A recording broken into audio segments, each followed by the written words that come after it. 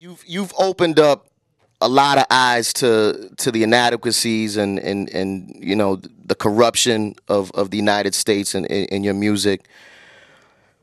What are some things that Immortal Technique loves about America? Well, I mean, I think the very idea that we have a democracy in question. I mean, the idea of America is a beautiful thing. The fact that we have these different powers with checks and balances that balance each other out somehow. But the very foundation of America was ideologically was betrayed from the beginning, from the point where they said, "Hey, life, liberty, and the pursuit of happiness. All men are created equal." And then you have slaves, and then you have genocide with Native Americans, and then you have one religion. We have basically a state religion for years. You have a tendency to look at this country and not remember that there have been many more empires before it that have lived much longer than America has.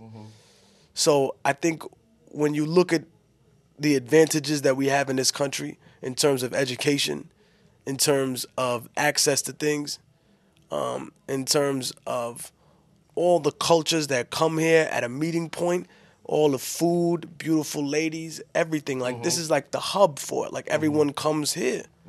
And I think that, that's a beautiful thing. And I think the fact that I think the fact that when you look at liberalism and then conservatism play back and forth, you forget to realize that in other countries, when one group comes into power, it's not liberal or conservative, it's capitalist and communist, or authoritarian and dictatorship.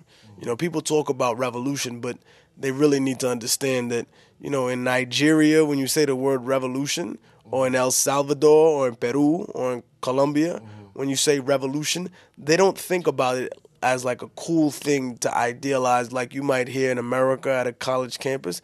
Out there, for them, it's like, damn, somebody's going to get murdered. And that's what it is, Immortal Technique. Look out for the Middle Passage coming soon. In the meantime, Revolutionary 1 and 2 and all that, man.